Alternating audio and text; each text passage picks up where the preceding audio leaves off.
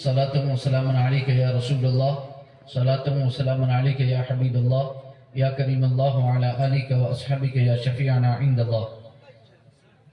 अल्लाह रब्बुल इज़्ज़त की बारगाह में हम दुआ करते हैं, परवरदिगार आलम हमारी इस महफिल को कबूल फरमाए और अल्लाह रब्बुल इज़्ज़त हम सब के इल्म व अमल में, उम्र और रिज़्क़ में बरकत अता फरमाए, ख़ानदानों आलो औलाद में भी बरकत अता फरमाए और इज़्ज़त की ज़िंदगी और इज़्ज़त का रिज़्क़ अता फरमाए। पहले तो मैं माजरत करूँगा कि मैं लेट हो गया, मुझे यहाँ 7 बजे पहुँचना था और मैं काफ़ी लेट हो गया, मैं ही लेट हो गया। तो अल्लाह रब्बुल इज़्ज़त हम सबको नेकियों की तौफीक दे और गुनाहों से हमारी हिफाजत फरमाए। और मैं अपने वालिद माजिद अलैहि रहमा के बाद से उनके बाद पहली बार आया। तो वालिद माजिद मुहद्दिस आज़म रामपुर हज़रत अल्लामा अलहाज शाह मुफ्ती सईद शाहिद अली हसनी नूरी रज़वी जमाली खलीफे सरकार मुफ्ती आज़म क़ुत्ब आलम नव्वरल्लाहु मरक़दहुमा, तो हजरत के बाद मैं पहली बार आया और मुझे बहुत खुशी हुई देख कर के सब माशाल्लाह। और ख़ास तौर से अभी खैर मदरसा पूरा देखा नहीं है, लेकिन ये कि मौलाना अब्दुल अहमद साहब की जो है वो जो भी उनके काम हैं और मदरसे के हवाले से तो वो कभी कभी देखते रहते हैं और मालूम भी होता रहता है। और माशाल्लाह काफ़ी उन्होंने खिदमत की कोशिश की है। अल्लाह रब्बुल इज़्ज़त उनकी खिदमतों को कबूल फरमाए। और अभी उनके बेटे की ज़बान से वो कलाम सुन करके तो बहुत ही दिल खुश हुआ माशाल्लाह, उसमें बहुत जोश है माशाल्लाह, अल्हम्दुलिल्लाह। अल्लाह ताला उसके जोश को सलामत रखे, जज्बे को सलामत रखे और अल्लाह रब्बुल इज़्ज़त अपने हबीब के सदक़े में उसे इल्म नाफ़े, अमल साले, रिज़्क़ हसन, ईमान कामिल की दौलत से मालामाल फरमाए। और उससे बाद में अभी बिल्कुल फ़ौरन जिन्होंने नात पढ़ी सैयद ग़िलमान रज़ा, वो पीर तरीक़त सूफ़ी बासफ़ा पीर कामिल हज़रत सैयद मुफीदुल हसन साहिब दामत मालिम के बेटे हैं। और उनसे कबल जिन्होंने पढ़ी थी वो सैयद शहजाद हुसैन, वो भी उन्हीं के साहिबजादे हैं।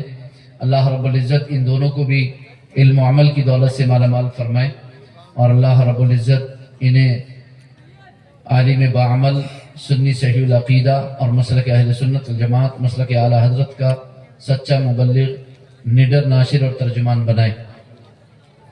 अल्हम्दुलिल्लाह यहाँ बहुत सारे उलमा इकराम मौजूद हैं, जिनमें खुसूसन मेरे वालिद माजिद अलैहि रहमा के 3 खलीफा हज़रत मौलाना रहमतुल्लाह साहिब सक़ाफ़ी हफ़िज़हुल्लाह व रआ और हज़रत मौलाना यहिया साहिब सक़ाफ़ी हफ़िज़हुल्लाह व रआ और हज़रत मौलाना वहीदुर रहमान साहिब हफ़िज़हुल्लाह व रआ, ये तीनों माशाल्लाह वालिद माजिद अलैहि रहमा के खलीफा हैं। और वालिद माजिद अलैहि रहमा ने इन्हें इजाज़त व खिलाफत से नवाजा था।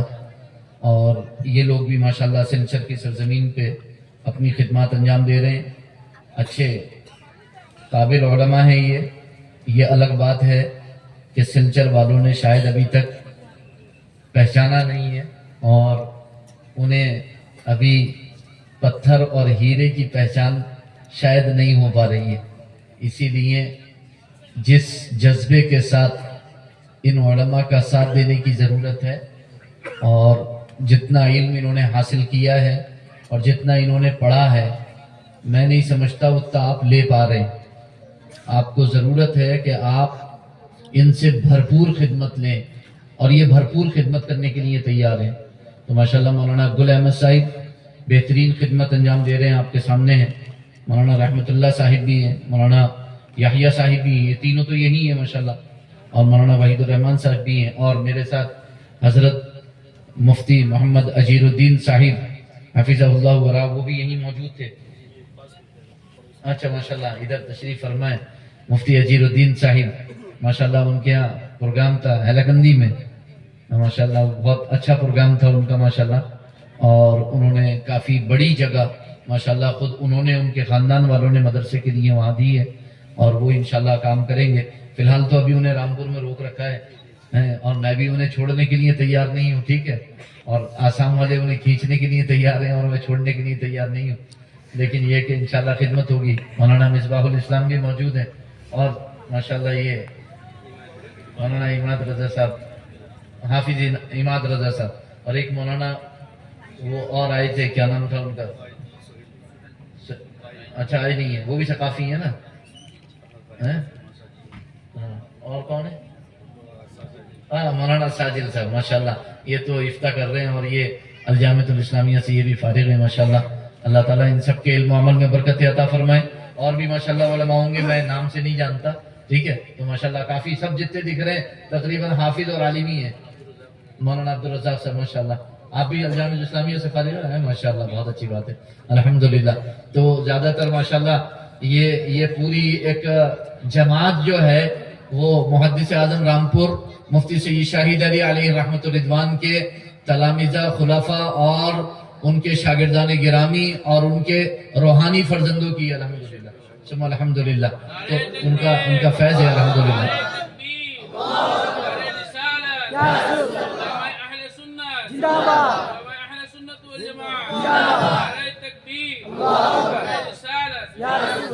ماشاءاللہ سب اپنی اپنی جگہ ہر ذرہ آفتاب ہیں، اور سب ماشاءاللہ خدمتیں کر رہے ہیں۔ میری خصوصی دعا ہے ان سب کے لیے، اور جتنے بھی علماء اہل سنت والجماعت ہیں، کہ اللہ رب العزت سب کی خدمتوں کو قبول فرمائے، ان کے لیے غیب سے اسباب اور وسائل، اسباب خیر اور اصحاب خیر کو متوجہ فرمائے، اور عوام اہل سنت کو ان کا ساتھ دینے کی توفیق عطا فرمائے۔ اور انشاءاللہ بہت خدمتیں ہوں گی، آپ ان کا ساتھ دیجئے، یہ انشاءاللہ آپ کے ساتھ ہمیشہ کھڑے رہیں گے، بہت اتحاد اور اتفاق کے ساتھ مسلک اہل سنت والجماعت کے جو ہے وہ سربلندی کے لیے، اور مسلک اعلیٰ حضرت کے فروغ اور استحکام کے لیے، خدمت دین متین کے لیے، خدمت خلق کے لیے انشاءاللہ العزیز یہ بھی تیار ہوں گے، آپ بھی تیار رہیں، اور بہت کام ہو جائے گا انشاءاللہ۔ اور میں مختصر وقت میں اپنی گفتگو کروں گا، اور مجھے امید ہے کہ آپ میری گفتگو انشاءاللہ سن لیں گے۔ ویسے تو میری زبان آپ کی زبان مختلف ہے، مجھے یہ نہیں پتا کہ کتنا سمجھ میں آئے گا کتنا نہیں، لیکن اتنی امید ہے کہ سمجھ میں آ جائے گا انشاءاللہ، انشاءاللہ الحمدللہ۔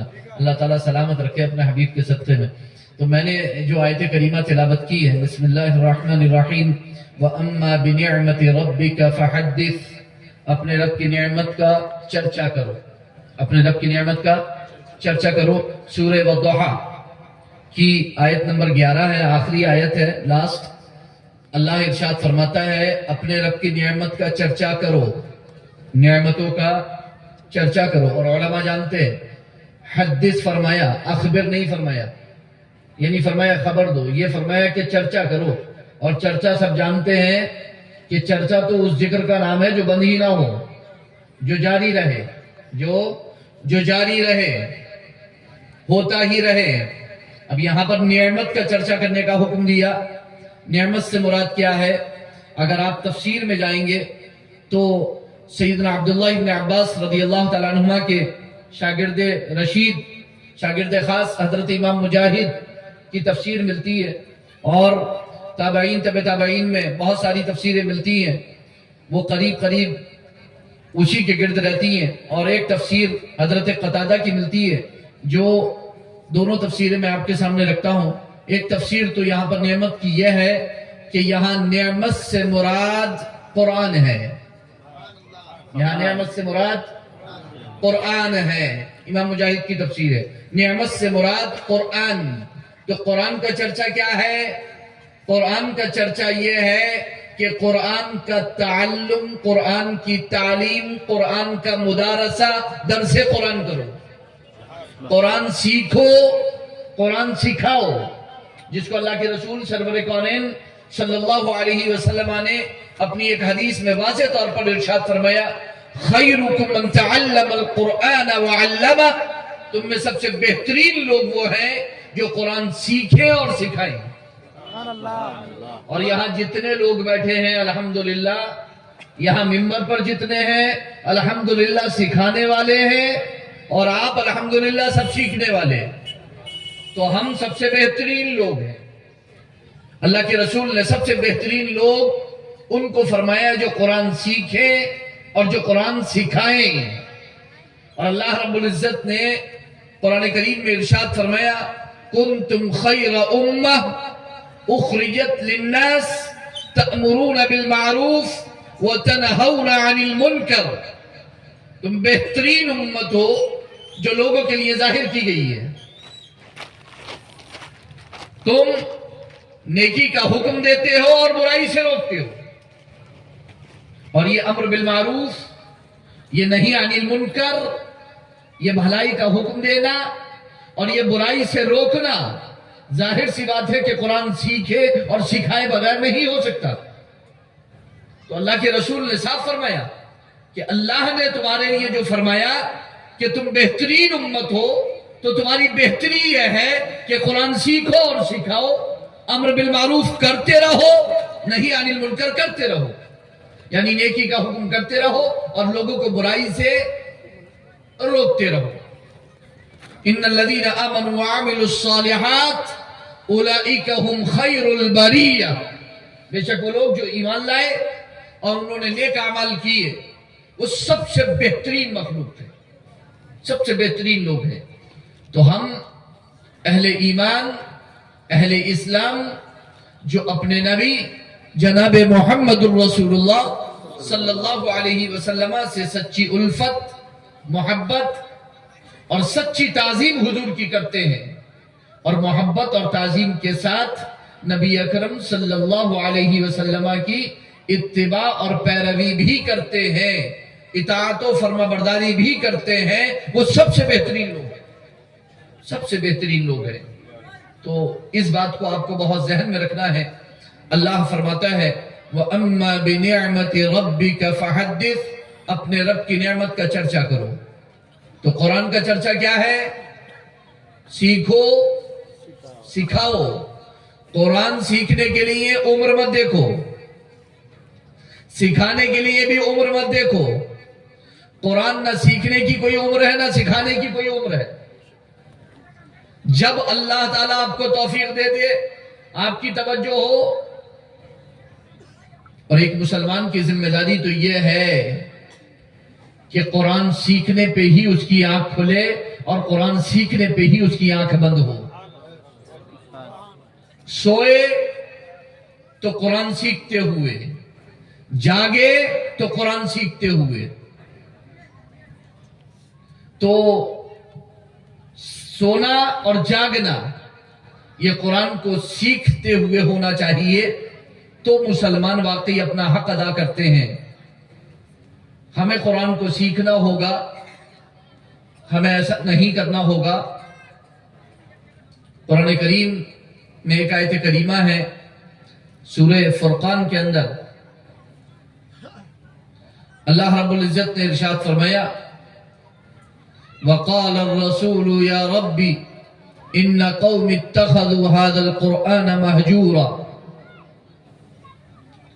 और रसूल ने रब की बारगाह में अर्ज किया, ऐ परवरदिगार, या रब्बी, ऐ मेरे रब, इन्न कौमी, बेशक मेरी कौम ने, इत्तखज़ू हाज़ल कुरआन महजूरा, इस कुरान को छोड़ देने के काबिल चीज ठहरा लिया है। ईमान नहीं ला रहे इस पर, यानी ये अल्लाह रब्बुल इज्जत की बारगाह में नबी अकरम सल्लल्लाहु अलैहि वसल्लम ने कहा, है परवरदिगार ये ईमान नहीं ला रहे, ईमान लाने के काबिल चीज नहीं समझ रहे, काबिल तवज्जो नहीं समझ रहे, लायक तवज्जो चीज नहीं समझ रहे, उसकी तरफ नहीं आते, कुरान की तरफ नहीं आते, कुरान पर ईमान नहीं ला रहे, कुरान को पढ़ नहीं रहे, कुरान को समझ नहीं रहे, कुरान को सुन भी नहीं रहे। बहुत सारी चीजें उन्होंने कर रखी थी, सुनने पर भी पाबंदी लगा रखी थी कि सुनना भी नहीं है, मतलब सुनने भी नहीं दे रहे थे किसी को, पढ़ना सीखना तो बहुत दूर की बात, सुनने भी नहीं दे रहे थे किसी को। तो नबी अकरम सल्लल्लाहु अलैहि वसल्लम ने रब की बारगाह में ये कहा कि ऐ रब, इन्होंने कुरान को छोड़ देने के काबिल चीज ठहरा लिया है। खैर ये तो एक अहले मक्का कुफार मुशरिकीन की बात थी कि उन्होंने कुरान की तरफ तवज्जो नहीं दी, और जिन्होंने तवज्जो दी वो अहले ईमान हुए। वो अल्हम्दुलिल्लाह जन्नती, वो सब जन्नती, तमाम सहाबा जन्नती, अल्हम्दुलिल्लाह।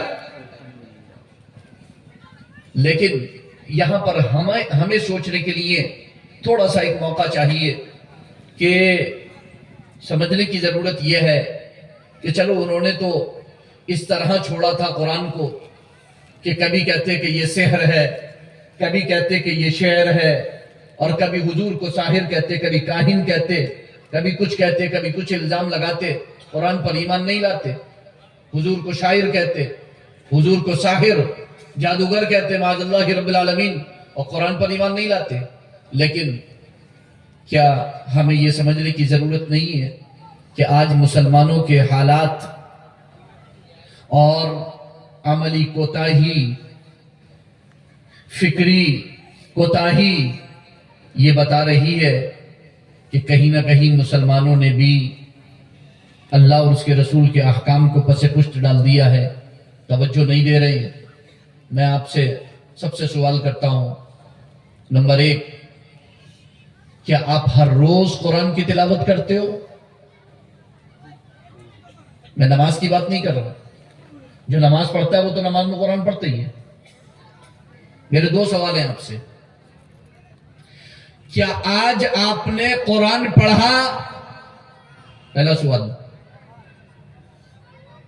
اسپیشلی قرآن پڑھنے کے لیے بیٹھے آپ، خدا کا کلام ہے، اللہ کا کلام ہے، اللہ کا قرآن ہے، اللہ کی کتاب ہے، میں مسلمان ہوں، مجھے رب کا کلام پڑھنا ہے، مجھے خدا کا کلام پڑھنا ہے۔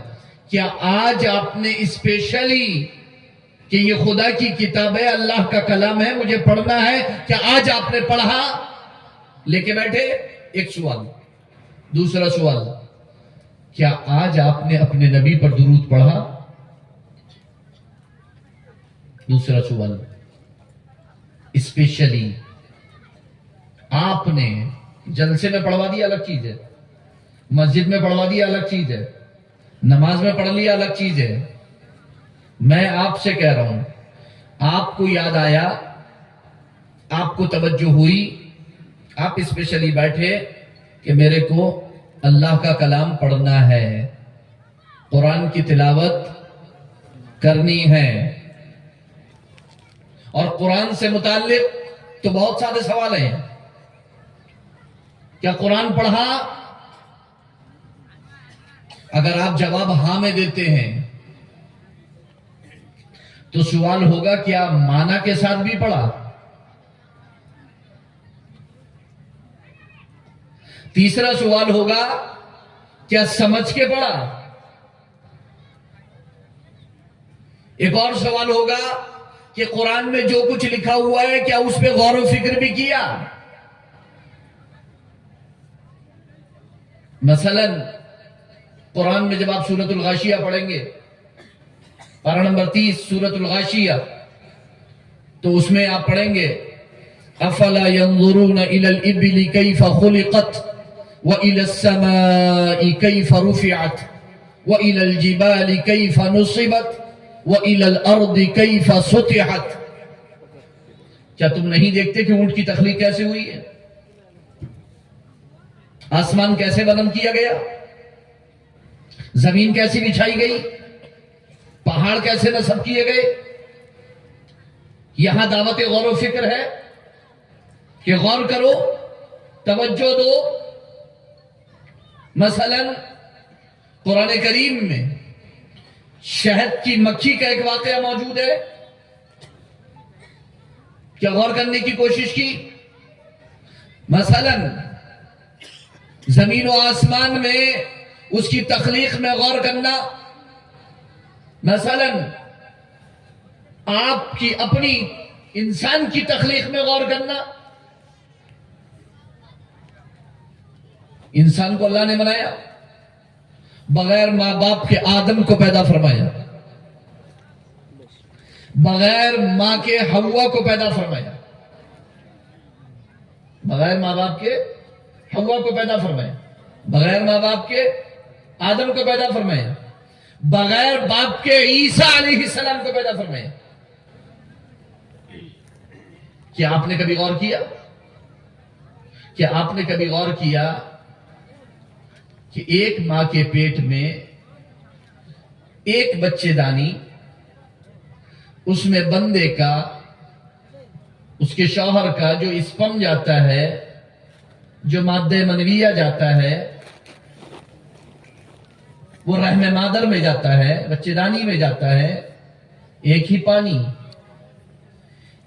پانی سے ایک ہی رحم مادر میں دو بچے ایک ساتھ، ایک بیٹا ایک بیٹی،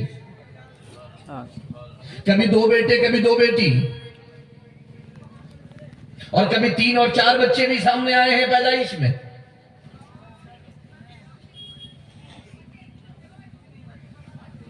جن کے رنگ مختلف، وہی انسان